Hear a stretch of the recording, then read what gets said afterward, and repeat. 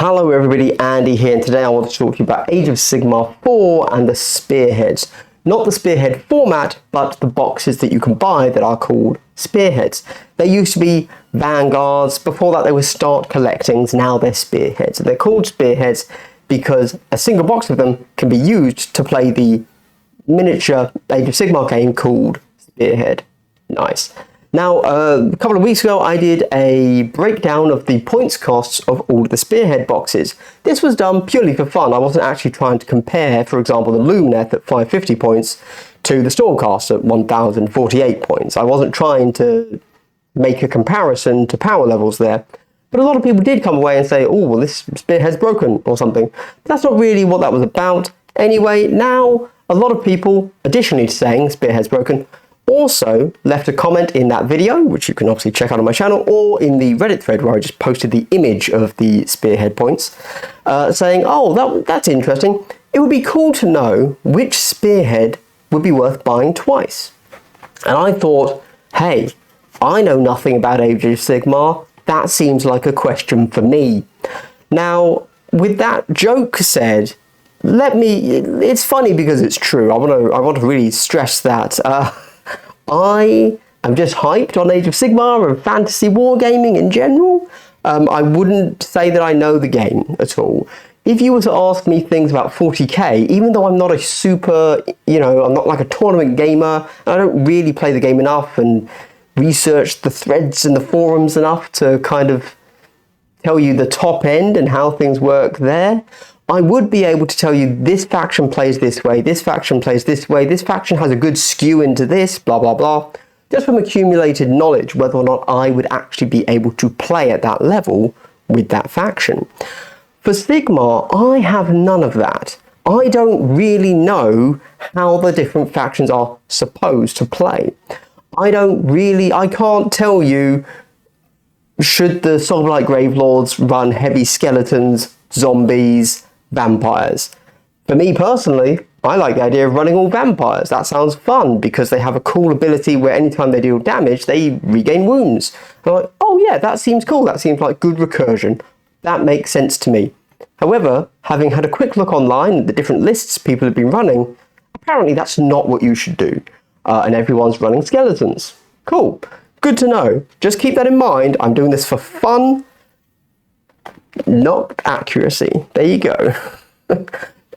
Although to clarify, I have thought about this all, and I'm going to be basing these on kind of two things. Firstly, models. The models themselves. There's a couple out there that are going to be dual kits, and so your first Spearhead you can build all one way, and your second Spearhead you can build a completely different way, apart from the hero, obviously, as discussed. And there you go. All right, let's go. So let's shrinkify myself. Yes, I am. I clicked the wrong thing. Good, thank you. This is smooth sailing. Here we go. Right, this is the image that I made with all of the points cost. If you want to see this spoken about in more detail, go and check out that video. And here is the Spearhead tier list. Now, you might see these and see, oh, well, I was expecting S, A, B, C. No. Obviously, this is said in the kind of way of it, as if somebody has said to me, Andy, should I buy this faction Spearhead twice? So at the top, we've got Faux Show, and then kind of a Yebra, kind of as like, unless you have a specific reason to not do this, you still should. Then we have Probs Nah. Now, Probs Nah is kind of the opposite of Yebra. So Probs Nah is, unless you are specifically after running a probably bad setup, then you don't want this. Kind of the other way around. And then Lol, Lamau, even is the just don't do it, bro. There you go. Cool. So up in the Faux Show, we have only 4 of them: Idoneth Deepkin, Sylvaneth, Ogre Mawtribe, and Daughters of Cain. Now, the reason these are all up here as Faux Show is that most of them are dual kits. So, for example, the Sylvaneth is the perfect example of this. It is 3 kits. It's your Kurnoth dudes, it's your Witch Branch dudes. As you can tell, I know the names really well. And it's your Tree Lord.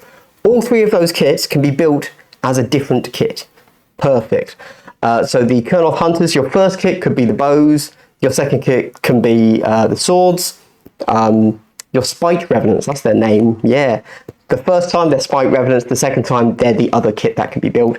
And then the Tree Lord, I think that's actually like 3 or 4 kits. It's the Tree Lord Ancient, Durthu, that's it, 3 kits. So that's great. And you do have the Branch Witch Hero, which again is just a Branch Witch Hero. I don't even know what you should do with it. You can try and convert one of them into another hero using all the leftover bits from the Kurnoth Hunters would be your best bet, to be honest. Right, we then have the Idoneth Deepkin. Now, this isn't quite as flexible as the Sylvaneth. The Sylvaneth really is the buy 2, you literally can't go wrong kit. This is because the eels can be built in a different way. And you probably do want 2 sharks, and you probably do want 2 Namarsi. Again, the hero, meh, you got 2 of them, what can you do? The Daughters of Khaine, same thing. This is 2 multi-part kits, plus the Doomfire Warlocks, which I'm going to be honest, are just cool models. I think they're really great. Do you actually want 2 sets of Doomfire Warlocks? Probably not, actually. But you do need 2 of everything else there. Cool. And then we have the Ogre tribes. Now, the Ogre tribes are up here because, again, it's over 1,000 points, and most of the kits are doubled. So, yeah, just like legit, Ogre tribes are currently looking like the easiest to collect to a decent level. You just buy 2 spearheads. You have like all different units, and you're good to go. Under Yabra, sorry, is it Yabra or Yabra? I don't know. Anyway, so we have the Ossiarch Bone Reapers. Now, the Ossiarch Bone Reapers, you probably want everything in there twice. There are no dual kits here. You just want everything twice, apart from the hero. You want that 40 Mortek Guard. You probably want your 10 Kavalos Death Riders, and you probably want 2 Gothizzar Harvesters. Great. This is just a good kit to buy twice, knowing full well that you're getting 2 of everything. Good. Would there be a reason to not do that?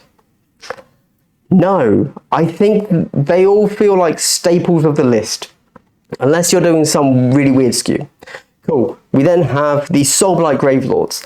Now, this is a really good box. This is a really good mix of models. You get your Death Rattle Skeletons, and then you get your Blood Knights, and you get your Vampire Gargoyle dudes. So originally I actually thought that this wasn't the best spearhead to buy 2 of, because obviously a lot of the value is tied up in the fact you get 20 skeletons.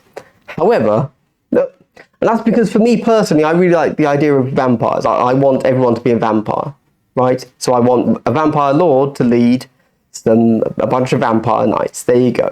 So everybody, when they hit, they get health back, and that's how the whole list works. However, I've had to accept, looking online, that that's not a good idea because nobody seems to be doing it.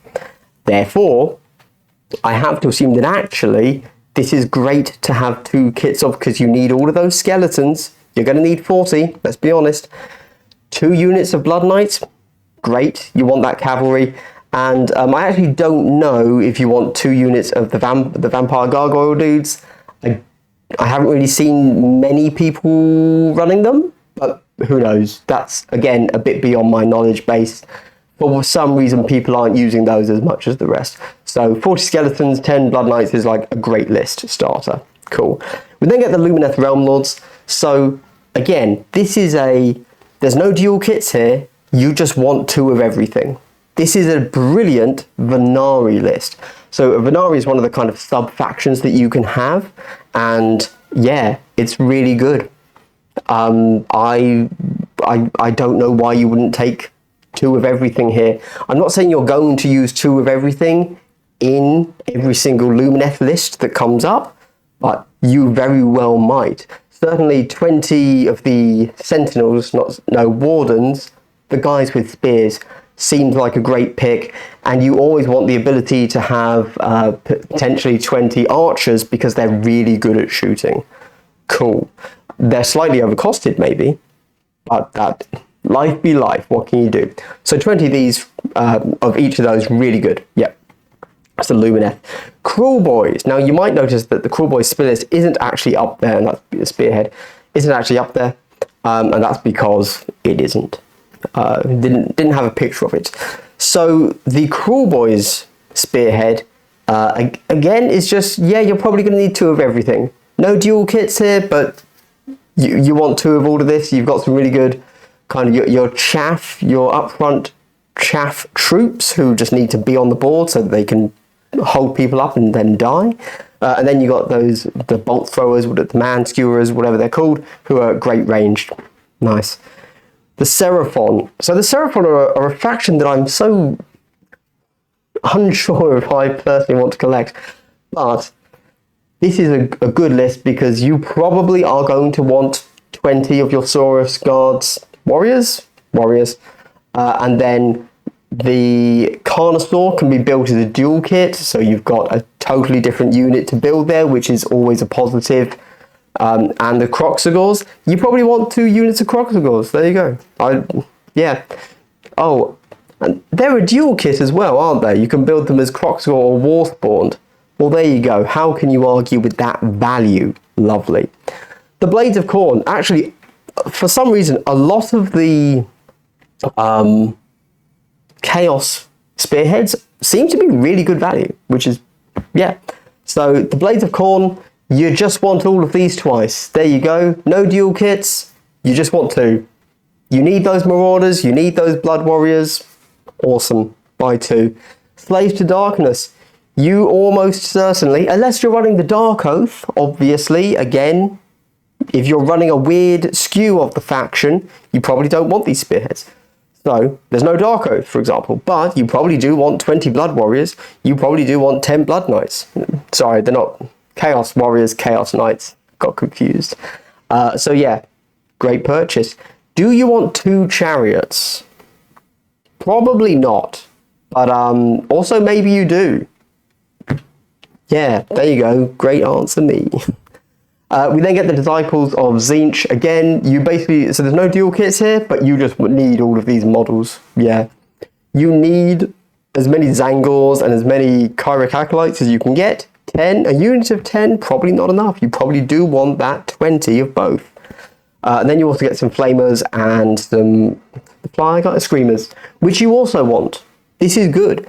I suspect that actually, the reason Disciples of Tzeentch aren't in the faux show and they're in Yarborough is more because I don't know the legitimacy, because they're not dual kits, I don't know the legitimacy of running multiples of these units. For example, I know that apparently Tzaangor's really good right now, so you definitely want more of those, but can you actually use that Magister on disc twice? Is that how you want to go?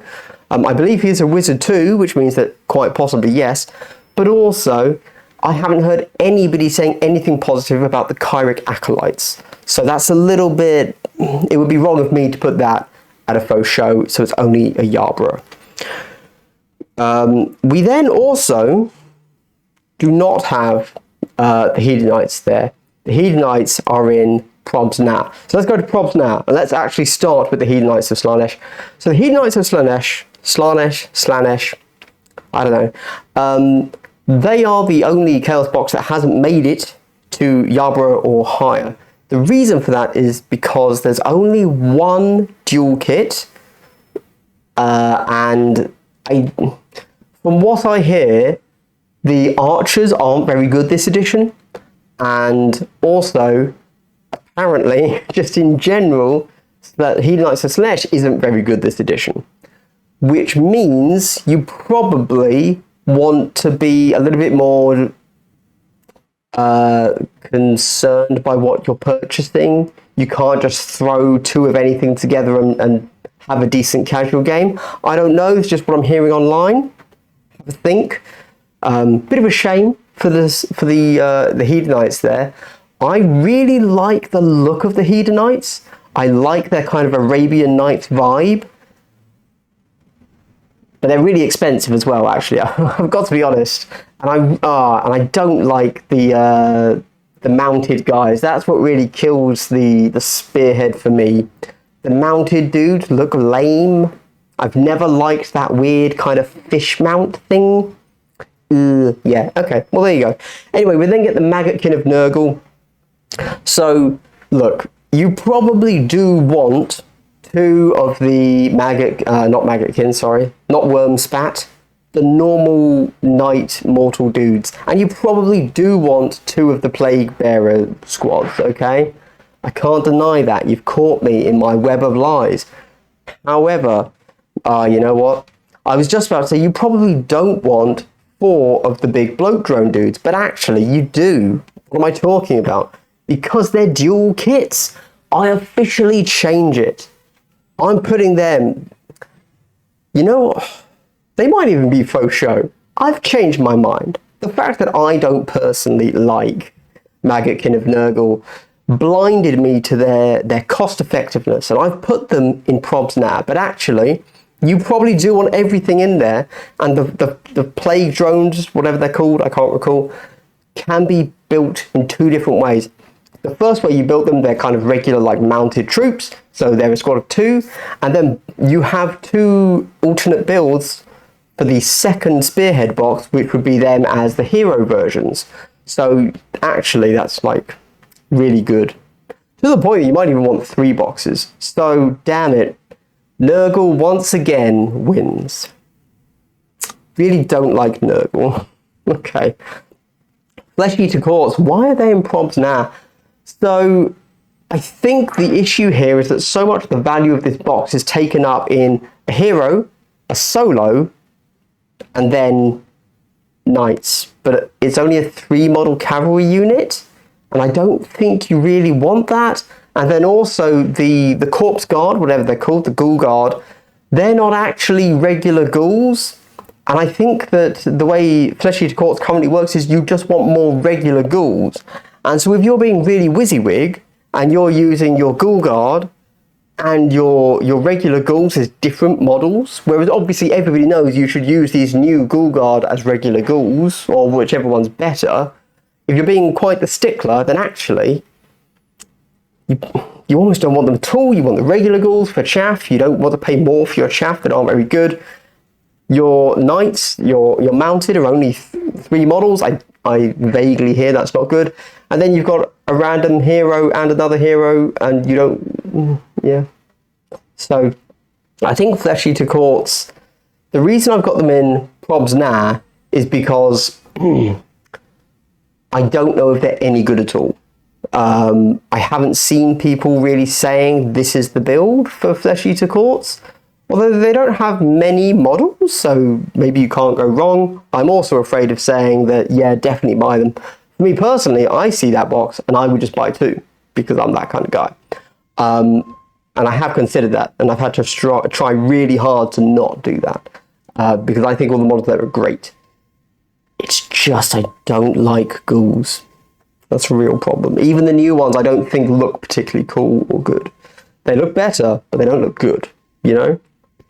If I wanted to see a hunched over naked dude, I'd look in the mirror. We then get Fire Slayers. Fire Slayers aren't on here because for some reason that box is still not on the Warhammer community, the Games Workshop store. I'm going to assume it's still coming back, but it's been off that store for like 2 or 3 weeks now. So that's actually quite a long time. This is a great box to buy 1 of. Everything in this box you want. I just don't think you want 2 of everything. It's an easy purchase for the first one, but yeah, you just don't need 2. Because you're probably going to want to branch out into other things this army has, unless you do want to go traditional and just run all foot dudes, no Magmadroth, just, yeah, buy more. Again, Fire Slayers don't have a great unit choice, like breadth of unit options, so maybe, yeah, you do need to buy 2 because there's literally no other choice. All I was thinking when I put it in probs now is because it's a really boring set. It's just 20 of the Berserkers and then 5 of the Hearthguard, and it's like, man, Okay, good that I've got that, but now let's buy the other stuff. But I think, sadly for Fyreslayers, there isn't other stuff. So there you go. And then we get Cities of Sigmar. Now, putting Cities of Sigmar here might sound a little bit peculiar, but let's start with the why. So obviously we've got the hero. Super great looking mounted hero. Looks awesome. Hell yeah, love it. One of the better sculpts out there, right? Then we get the knights. I love knights. Yes. Then we get the steel helms. I love steel helms. No, I don't. They look crap. Sorry. I hate their helmets. They're great models, apart from the helmets. Really lame. But whatever. Not the point. Knights look good. But then we get the artillery. Now, the cannon is the only reason I say that perhaps you don't... Sorry. Okay. You want 20 steel helms. You need more steel helms. So logically, should you buy this for the steel helms? Yes, you need more. But then I vaguely heard that people aren't particularly happy with the knights in this box. Because of that, that's the first kind of red flag that has me leaning away from buying two of these. Because while I think, for example, Blood Knights, super cool. Yes, give me two of them, daddy. Thank you. I don't, that's because I've heard people like the Blood Knights. Then when we get to these Fusiliers, people aren't jiving with them.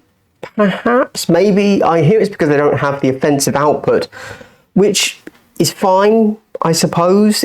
They can be a bit of a brick, but how much do you want to really put into supporting that brick? And then why are you putting all your points into that when you could be doing something that can kill as well as block? Right? I hear the knights aren't great. That's all I'm saying. And then we get the big cannon. Now, Age of Sigmar isn't really a ranged game. There are some ranged units, and there are some that are pretty good. However, investing a lot of money in artillery is probably a bad idea.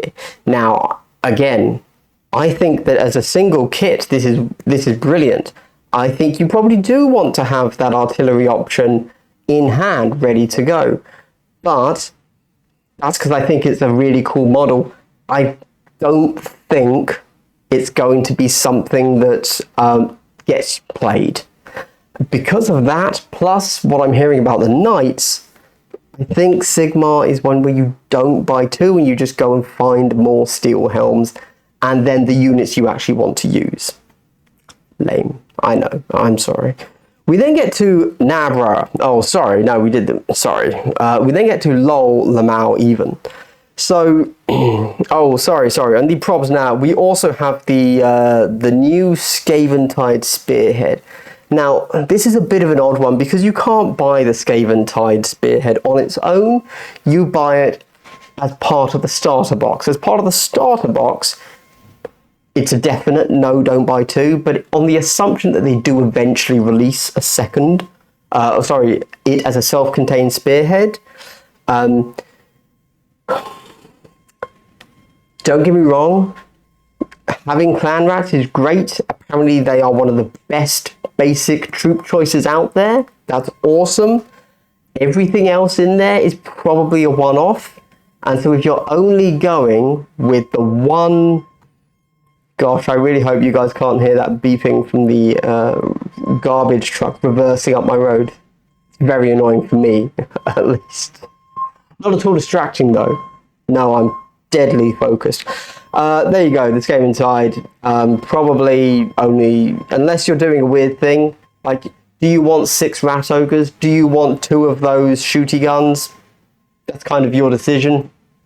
You do want a bunch of clan rats.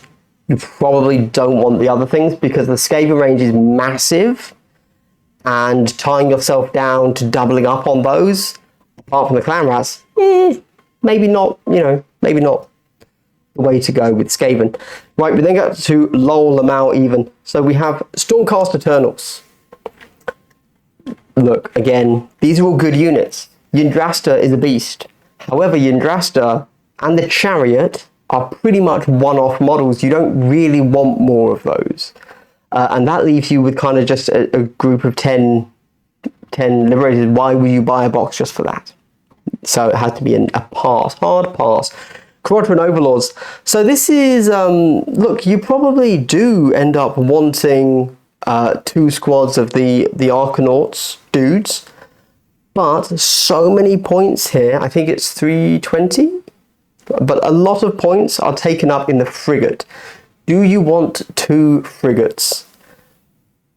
Probably not, but also maybe. So if it turns out that the Karaudran Overlords meta is 2 frigates, then this would suddenly become a must purchase. However, my assumption is that the frigate is I want 1 of these to take with my admiral, and that's it, because the admiral will give him a bonus, right? There you go. This is, yeah. If you end up not wanting 2 frigates in a list, in every list, this is a hard pass. I've got to say, as somebody knowing very little about Age of Sigmar and power levels and how armies work, I've been looking at this and the gun haulers look terrible. And at 200 points, I personally would say, I don't really get it. I'd rather take the frigate at 320 and just run 2 of them. But I assume I have to be missing something, which I probably am. So there you go, because I don't know the game. We then get Gloomspite Gits. So Gloomspite Gits are an interesting one. However, unless you are deliberately running a very mixed arms list, I think that you lose so much value in here at 40 stabbers. I don't think you need the first 20, frankly. There you go. Unless you are somebody that deliberately wants to get everything. If you want everything in Gloomspite Gits, then this is a great box. If you are trying to build a competitive list, I suspect you don't need 2 of these. I suspect you don't need a second squad of Stabbers. I suspect you don't need a second squad of the Boingrot Bounders, the Squigs. And I suspect you don't need a second squad of Troggoth. Actually, the Troggoth thing might be wrong. There you go. Cool. I suspect you may well want 1 of those. So the first Spearhead, yes, definitely buy. Gives you great options and allows you to then build out your Gloomspite Gits list in any of the flavors that you want. But 2, suddenly you've invested way more down 1 branch of Gloomspite Gits than you probably, if you're not committed to that, why have you got the other stuff? Cool. We then get the Sons of Behemat, who I put here purely because they are technically a spearhead. Nah. Look, if you're going to play Sons of Behemat, don't play with some of the worst models I've ever seen in the game. Play with the good models. There you go. That's all I can say. We then get to the Nighthaunt, who... This is a bit of a tough one. So, it used to be that this was like the best box you could possibly buy. You need all of those chain rasps and everything else in there. You know what? You just need a bunch of ghosts, and this is a really good box to get that. However, from what I have read online, so for example, there was someone who recently went to a tournament who I follow on Twitter, and they had their tournament list. They went 3-0 in it, and they had none of these units. So it then becomes quite hard for me to look you in the eye, my gentle viewer, and say, you've got to have this. Because it kind of seems like you don't. It's always possible that the meta is going to change and shift, and actually, yep, we're back to Hordes. You want a billion chain rasps, you want to just be a flood of ghosts going across the board. But at the moment, it looks like you don't. I happen to know that for Nighthaunt specifically, Hexwraith spam is 100% the way to go, to the point that we can expect that to be nerfed. And so once they are nerfed, once Hexwraiths get the nerf hammer, what does Nighthaunt become? Maybe they become a faction where you want that double spearhead purchase, but I can't say. Right now you don't. Also, I don't know Nighthaunt and what makes them good. There you go. So, cool. All right. What's the next unit in line after the Hexwraiths get nerfed? I don't know. Cool. Well, anyway, there you go. Thank you for watching, everybody. Oh, sorry, there's one more, isn't there? There's the Stormcast Spearhead. exactly the same as what I said for the Yndrasta spearhead. You get a bunch of heroes you don't need. There you go. And the winged guys, the Liberators, I think they're Liberators? No, they're not. I can't remember. The winged guys are super cool looking. I don't think you're actually going to want many of them because their basic profile, in a similar way to 40k Space Marines, a Terminator is still just a dude, but with a better save. These winged guys are just Stormcast. They're still on 2 health with a 3-up save. They just move further. They don't really have anything else to them. I think they have the same melee profile, but they have a ranged attack. So fly with a ranged attack. You don't need multiples of those. And again, same as the Skaven, the Stormcast is a huge list. You don't need to double down on anything. You can have every unit unique, and that's probably a better way to go. Cool. Okay, well, thanks for watching, everybody. This has been me talking about spearheads, and that's fun for some people, I guess. It is outrageously erratic weather in the UK. Right now, as you can tell, it's a sunny wonderland. Thank you. Bye.